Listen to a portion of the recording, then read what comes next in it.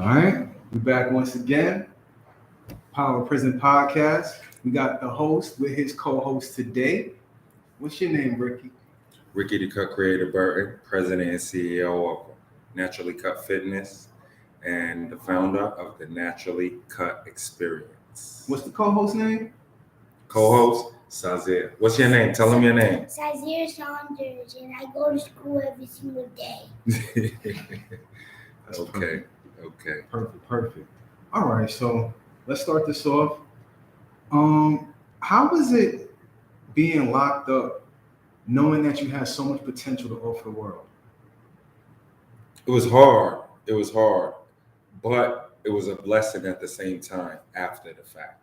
So after you get out of the situation, you realize how much of a blessing it was. But during the situation, it's hard because you have so much enthusiasm, you have so much ideas, so much to bring to the world, right?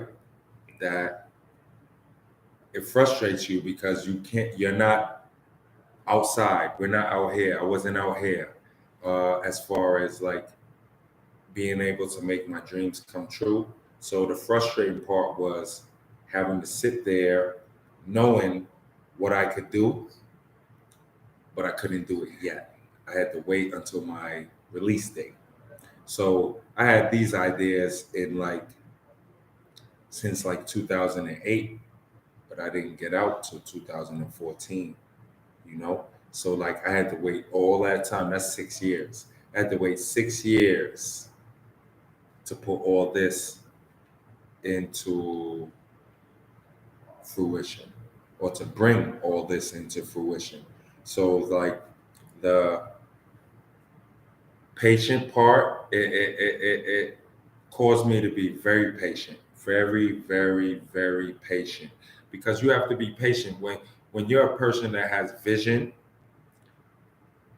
and you see things in an enlarged light. People probably think you're bugging. They think you're crazy. They think you don't know what you're talking about, right? So what it is that you have to stand firm. You have to be strong. You have to stay focused because, they're going to be naysayers, and we can't listen to the naysayers. We have to do what we're supposed to do, right? So what we're supposed to do is keep putting the right foot in front of the left foot, and then the right foot, and then the left foot, all over again. You feel me? You have to be so strong. This is not easy. But going back to your question, what was it like for me in there? It was hard. It was hard because I wanted to do so much right now, but I had to wait 6 years to do it, even though I did 10 years, right? So about 2007, 2008, the visions started coming to me of what I could do, what I could build, stuff like that. And it was just hard, sitting there, having to stay there every day, right? And knowing that if they let me out right now, I can make all this happen right now.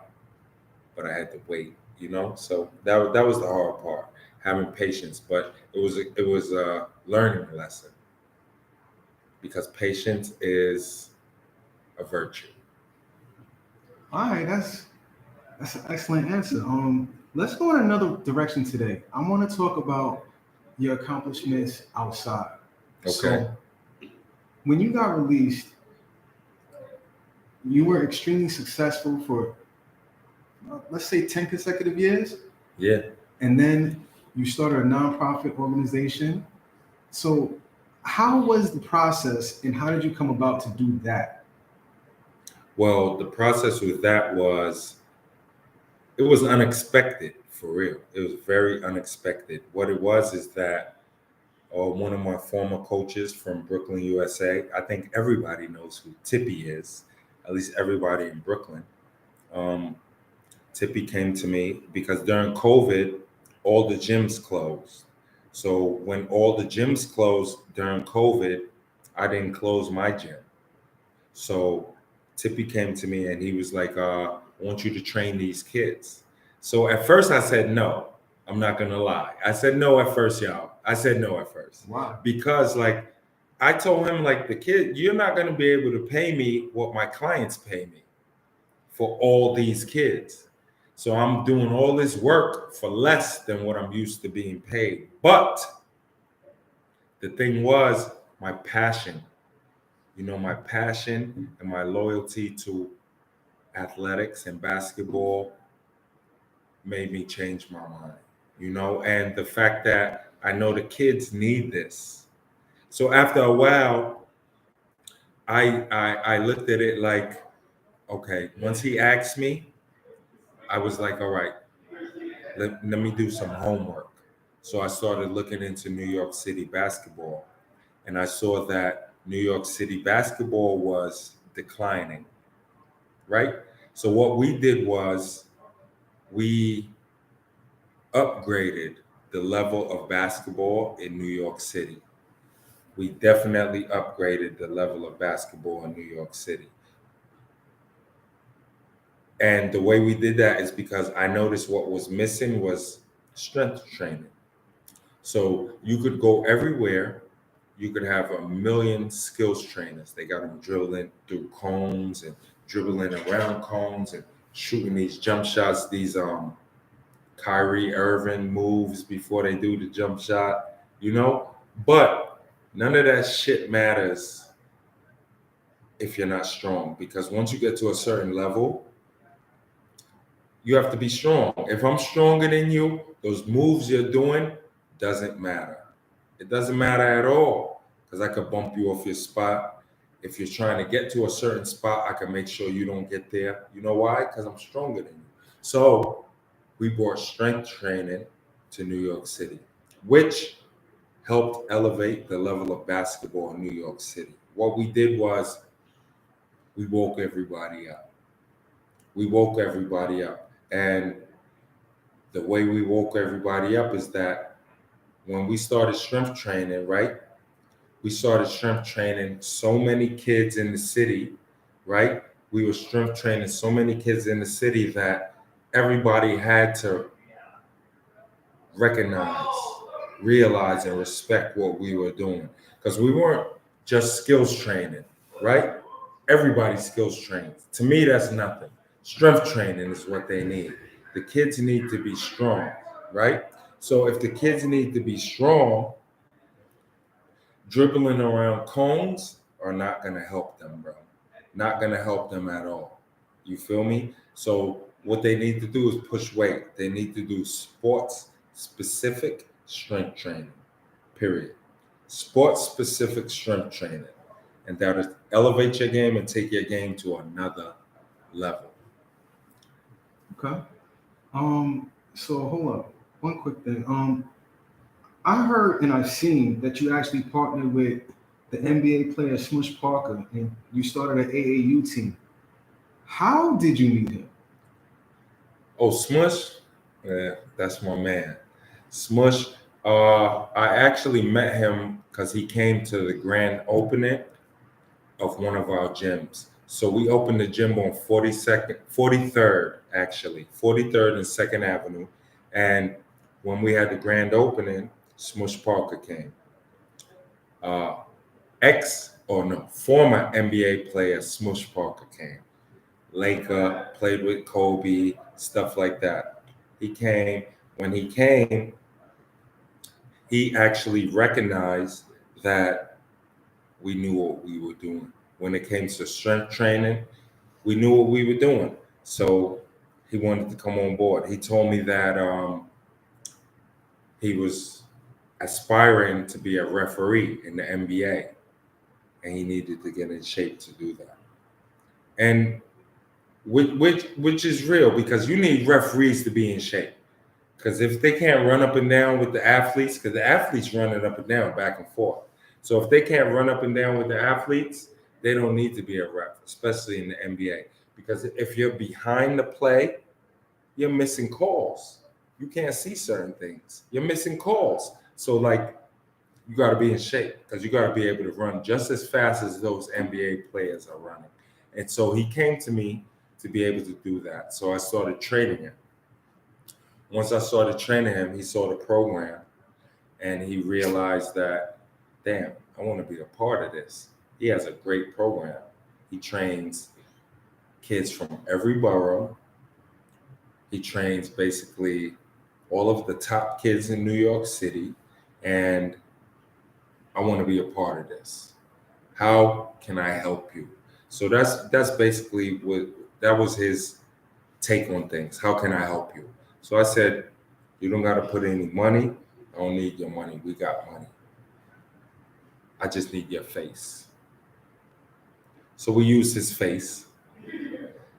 So at the first year we were NCE Smush.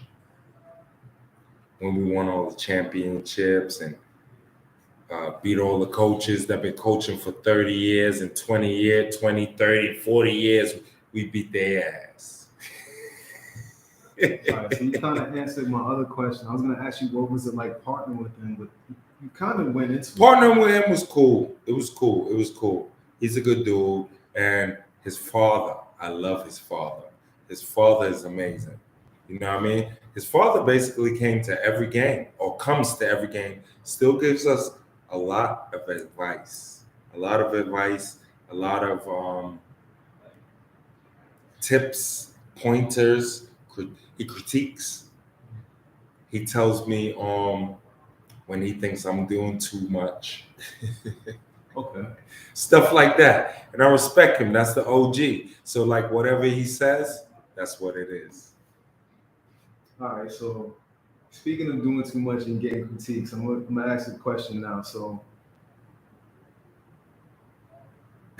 oh man, you kind of threw me off because if I ask this question now, it's gonna go over other questions. Let me go down the list that I have right now. Hold up. So, your AAU team, they ended up winning the championship for the first time in the year, first year they ever been out there. Yeah. That's actually very special. How do you keep it all together with this team? Because it's a group of kids that's inside New York and they're not on the same team ever. And you coach them for how long? Probably like a month? 2 years. No, 2 years. No. You train them for 2 years. Oh, train them. Okay. Coach them together. Coach them together that year. Right then and there. How did you keep it all together? It wasn't easy because it wasn't easy and it was easy. So I'm gonna explain that. It wasn't easy because most of the kids we had on the team were good, were really good, were good enough to be the man on whatever respective teams that they played on, right? But but I had to get them to understand, to win a championship, we got to play together. Everybody has to have a role, right? So if everybody has a role and everybody understands their role, because understanding is the number one thing in life. Understanding. We have knowledge, we have wisdom, we have understanding. But understanding is the first, because knowledge and wisdom is nothing if we can't understand the knowledge and the wisdom, right? So what I had to get them to do is understand that if we play together, even though I feel like I'm the man and he feels like he's the man and he feels like he's the man and he feels like he's the man, we still got to play together in order to win the championship. Because if one particular player says, I'm the man and wants to take all the shots, that doesn't necessarily depict winning. Okay. When they play together, that depicts winning. When they get to understand, okay, for my high school, I'm the leading scorer, but for this team, I'm the leading rebounder. So how are you keeping them on the same page with that? You just got to stay in their head. You got to keep talking to them. You got to relate to them. A lot of coaches, after the game, they don't even talk to the kids anymore. Me, I'm texting, I'm calling, After the game too, what you doing? Where you at? What's going on? Why that dude drove past you today? Huh? Even if we won, I'ma still ask that. Why did that kid drive past you today? I don't care if it was only one play. I don't care. Why did he drive past you? We need to address that. I don't care if you have 50 points. Why did that kid drive past you? Because what we're teaching is a mentality. So it's not just about skills training or strength training. It's a mentality. You teach a mentality. You teach a winner's mentality. And that's what it is. Okay. Let's get back to the juicy stuff with your coaches and stuff. Okay. So, what was the issue between you and other coaches?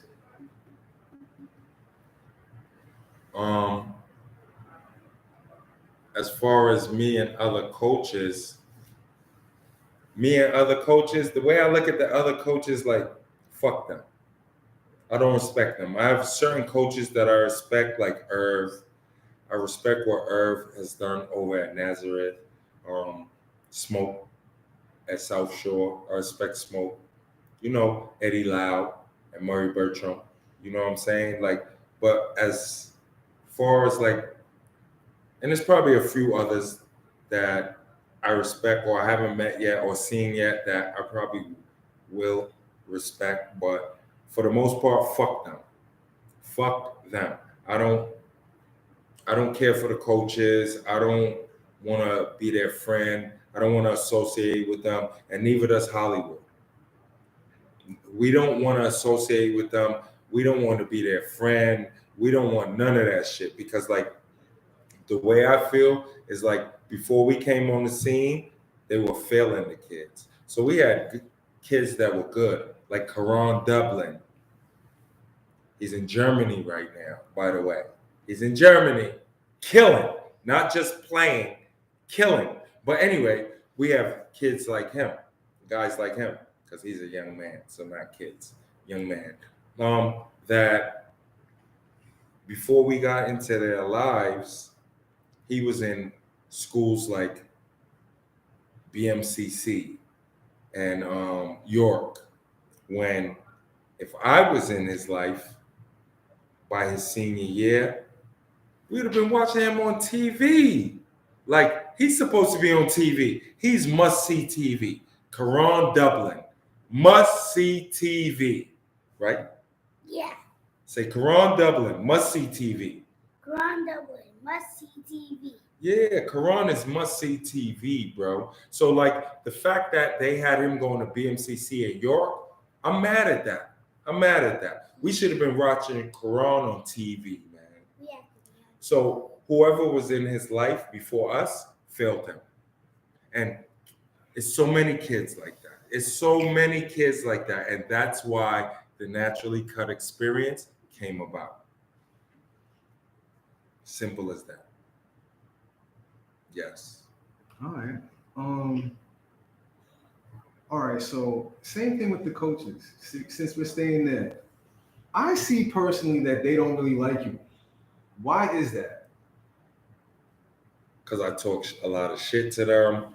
Because, we whoop their ass. And these are coaches that have been coaching for, what, 20, 30 years, coaching certain high schools, and then they still come and try to coach summer league. So our first year, we whooped up on them. Every coach. It's not one coach that been coaching for years that I haven't whooped up on, right? So, and while we're whooping up on them, we talk shit to them, So, like, I'm telling them, like, the coach, not the kids. I don't talk shit to the kids. I talk shit to the coach. So I'm letting the coach know, like, you ain't shit. You can't coach. We about to beat your ass, period. And then when it happens, I guess that makes it a little harder to accept on their part. Okay. You feel me? But I don't give a fuck though. I teach my kids not to give a fuck too. Word. All right. Cool. All right, so when we play, you're always playing in like the most intense environments because we're playing in like the parks in like Dykeman and Brownsville, West Fork, places like that. The parks they're always inside inner cities, and it could be very tense all the time. I've seen kids pull out guns before. How do you keep the kids and the coaches focused? Well, first of all, I'm from Brooklyn. So, I got that Brooklyn mentality. So, like, we were already raised around stuff like that, happenings like that, circumstances like that, issues like that, ordeals like that, right? So, like, for us, even though I don't like to say it like this, it is what it is. So, I'm used to stuff like that. So, like, a person like that can train and guide and navigate the kids in a certain way, right? Where they know how to move in a room full of vultures. Ain't that what Jay-Z said? Yes, it is. You got to know how to move in a room full of vultures, right? So I teach the kids that. And I keep them focused. And not only that, like, we crazy. We don't give a fuck. So we going to protect our kids. We going to any park, any hood, any neighborhood. It don't matter. And our kids going to be safe. And we're going to come out with the W, beating your ass. Yeah, yeah, yeah. We ain't worried about that. We ain't worried about none of that other stuff that all the other coaches be worried about. We ain't worried about that. Because guess what? We give it up. We give it all the way up. So jump out there if you want to.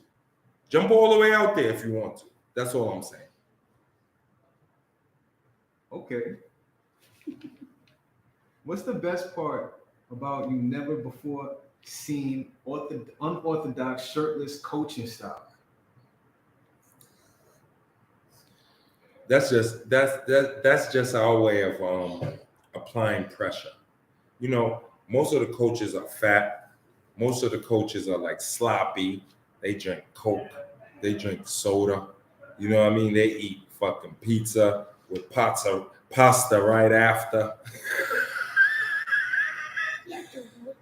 Damn right I'm gonna violate them fat motherfuckers. That's why I violate them. They fat motherfuckers. Yeah. They got bellies hanging over their belt. They want their bitch to have a fat ass, but he fat. You got the fat ass, nigga. That's why I violate them. How about that? So how did this actually come about? Like, how did you start doing this? Just out of nowhere.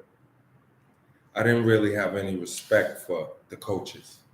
I didn't have any respect for the guys who were in these players' lives before us because, like, the level of basketball was low in New York when we came on the scene. It's up now because of us. It's up now because of us. And I can actually say that. It's up because of us. You bring another level of competition up in. Yeah, competition, another level of thinking, mentality. Like another level of confidence. Because the main thing is confidence. So when they know they can be secure with themselves on the basketball court, they go all out. But it's on the coach to bring that out of them, And only a dog could teach a dog to be a dog. So if you a dude who don't got that and don't got that grit in you, you're not gonna be able to teach that. No matter how hard you try. You know what I'm saying? Like, I'm a dog. I'm a dog. People say they dogs, but they not really dogs. I'm a dog. I don't give a fuck. Period. And I teach my players not to give a fuck. I don't give a fuck. Period. Okay. So now you coach the West 14 in the legendary New York versus New York tournament. And just after 1 year coaching, I could say that's definitely very huge. How did Thank you you. even get that spot? Well, we got that spot by beating everybody ass in West Fourth. So shout out to big brother Kenny Graham from West Fourth. he gave me the spot, and I ended up kind of like coaching with Coach Kurt, who's a great coach from Paul Robeson High School. But they gave me the spot in the middle of the season, basically. You know what I mean? So this year coming up, it's going to be so different. We have a roster that nobody can compete with. But I got the spot through Kenny Graham. Shout out to big bro Kenny Graham, and it's only up from here. It's only up from here because like New York versus New York is a big time Nike tournament, So like winning there is a big thing. And my thing is I'm gonna beat Irv. I'm gonna beat the shit out of y'all this year. I'm telling you that right now. All right. Here's a better question now. How did you become the first ever to have a contract to coach shirtless for Nike in a sponsored tournament? How did that come about? Please tell me. Well, shout out to my brother Andre Ambrose from the 50s, East Flatbush, baby. You heard me? Yeah, but Dre, he called me one day and he told me, we want to give you the contract to coach for Nike. And I told him I'll do it, but as long as I could coach with no shirt on. So like if ever there was a time where he wanted me to do that, it would have to be with no shirt on. Have to be. So everybody knows I coach with no shirt on. So when Dre from Nike called me, he told me, yo, we want you to coach for Nike. Nike wants you to coach and this and this and that. And I get it. It's marketing. They love it. We're like a whole movie, me and Hollywood. We're like a whole movie. We coach with no shirt on. We talk shit. We have a lot of antics and stuff like that. But like, so I told him when he called me, okay, I'll coach New York versus New York, but I'm not wearing no shirt. And he hung up. He told me, I don't know about that. He hung up. I guess he spoke to whoever he spoke to, called me back and told me it's a go. You could coach with no shirt on. It's in your contract. You know what I mean? And I get it. It's marketing. They know that we're a whole show. And they want a lot of people to come out to New York versus New York, right? So coaches that's coaching with no shirt on is going to attract a lot of people. You understand what I'm saying? Because that's like unheard of. That's unheard of. And that's like taboo, right? Every coach that coaches with a shirt on, except myself and Hollywood. Okay, let's get back to the nonprofit. What is that called again? The Naturally Cut Experience is the nonprofit. Okay, and what about your program causes such an impact on so many kids' lives? I think the fact that we're able to instill such a high level of confidence into the kids, the way we transfigure their mentality, because we have a lot of kids that come to us with a certain mentality, but we understand and know the mentality that you need to make it to the levels that these kids are telling us that they want to make it to. It's a different type of mentality. It's more than just saying, I'm a dog, I'm an animal. You have to actually be that. You have to actually embody that. And all of that is mental. And like I just said, it takes an animal to teach somebody how to be an animal. Or somebody can't teach somebody how to be an animal. Only an animal can teach somebody else how to be an animal. So we house some of the most animalistic trainers in New York State, not city, state. So like it's a thing where when the kids come, they have no choice but to be flooded and drowned in all this confidence, all this passion, all this knowledge, all this understanding. You understand what I'm saying? So it's like coming through our program, you have no choice but to progress, elevate, and progress. You know what I'm saying? Like it's inevitable. It's inevitable because like if, if you stay in the barbershop long enough, right, you're gonna end up getting a haircut. I'm telling you that. If a person sits in the barbershop long enough, you're gonna end up getting a haircut. I bet you. Right? So if you hang around us long enough, you're gonna end up becoming a fucking animal. A fucking animal. Because we bite niggas' heads off. We come into the park or to the gym, that's our shit till we leave. And that's what we teach. Oh, all right. You put a multitude of different inner city kids into numerous universities across America free of charge. Can you just name like a few of these kids? We got Naquan Tomlin. He's at Memphis. We have Israel Yah and Damani Claxon at Maryland Eastern Shore. We have Ian Jackson going to North Carolina. Boogie Flan going to Kentucky. We have Dwayne Pierce going to Iowa State. We have Albert Vargas at the number one JUCO, or well, one of the top JUCOs, not the number one of the top JUCOs in the United States. He's at Monroe. We have Randy. We have Dior Davis. He's at New Hampshire.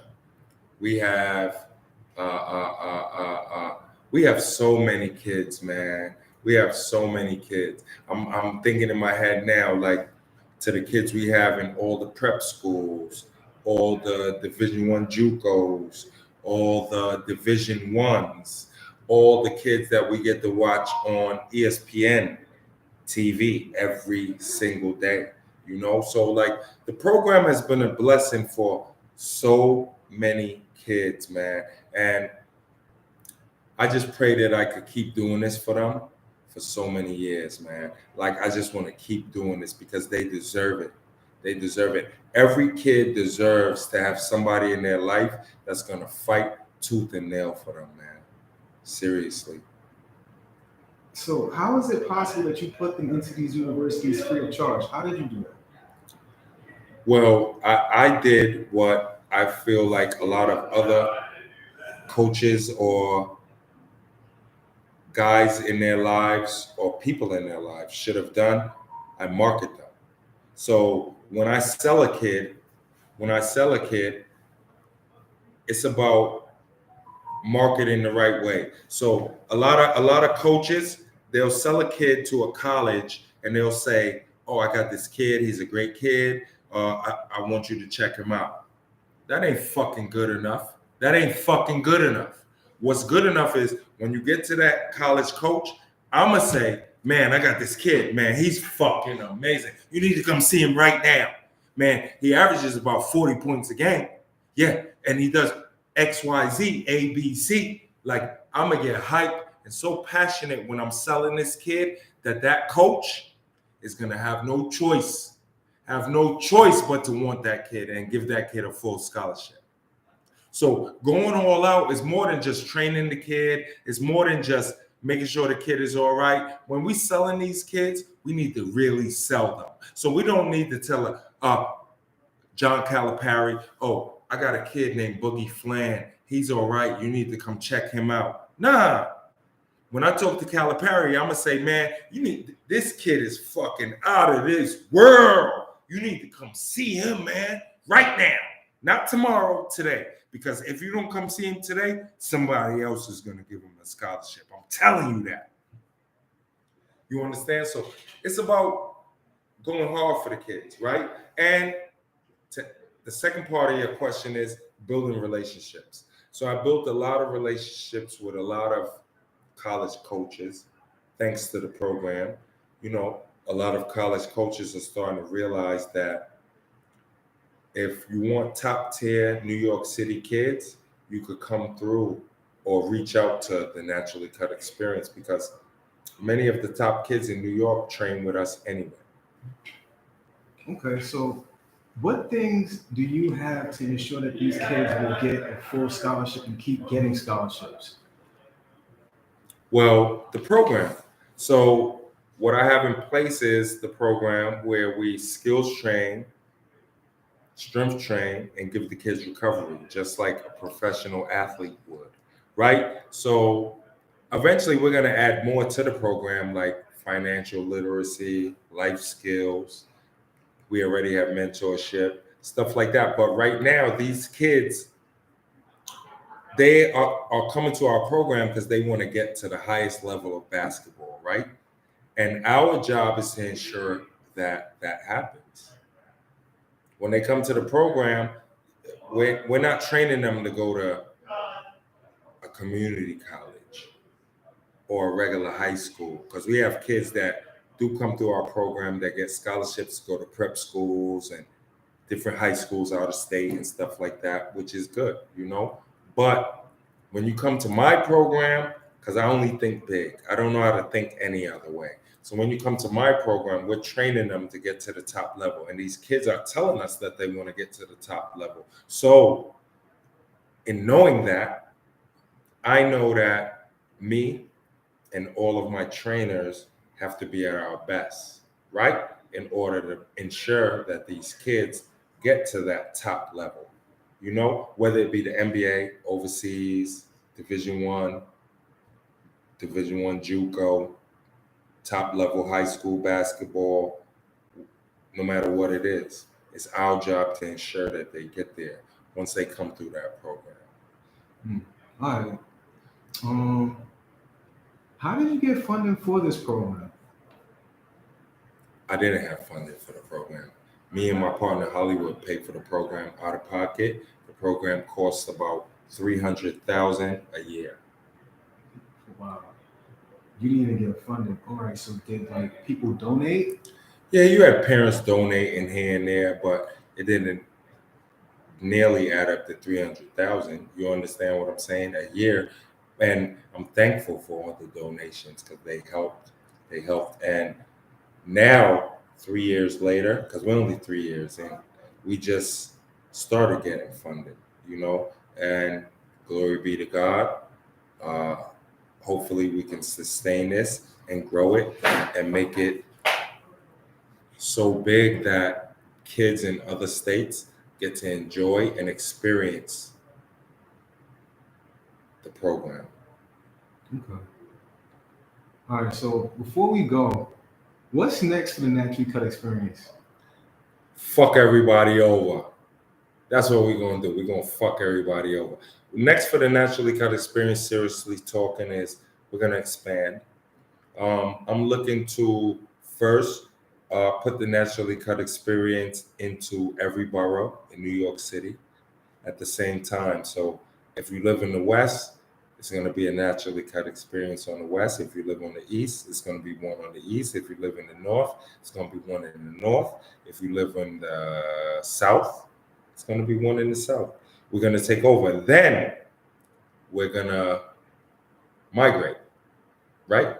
We're going to expand, right? And we're going to go to cities like the South Side of Chicago, Compton, California, Texas, Florida, certain parts of Arizona.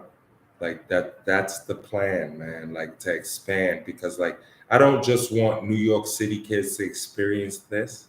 I want all kids to experience this. Okay. All right. So lastly, what's your plans for the summer basketball wise? Basketball wise, we fucking everybody over.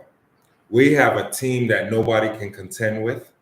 We're gonna win every tournament we're in this summer, because like we don't put these teams together to just get in tournaments. We put these teams together to violate every team we play. You trying to Violate. Trying to No, win? we're not trying to win. To try is to fail. Mhm. Either you winning or you losing. There's no trying nothing. Yeah. Like We're entering these tournaments to fucking violate these motherfuckers. I swear to God. Like, I don't know no other way, or else I don't even want to do it. Okay. Any closing words? Closing words, just stick to it. Be patient. You know, tough times don't last, but guess what? Tough people do. Tough people last. You got to be tough. You got to be resilient. You know, you got to exhibit mental fortitude, you know, especially in this arena of sports, not just basketball, but sports, because like everybody has their time, right? And you just have to be willing, most people, to wait that time out. And a lot of people can't do that. Wait that time out. Your time is coming. Don't quit.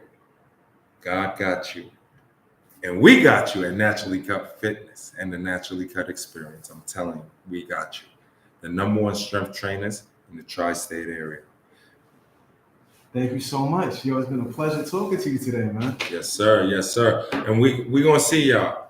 Subscribe, like, and subscribe, right? And hit the bell button. Hit the bell button. And we're gonna make it Share the channel. And we're gonna make it a 400 likes. That's right. We And want share the 400,000 channel. Share the subscribers. channel, please. Thank you very much. Bye, guys. That was Let me see. That was good.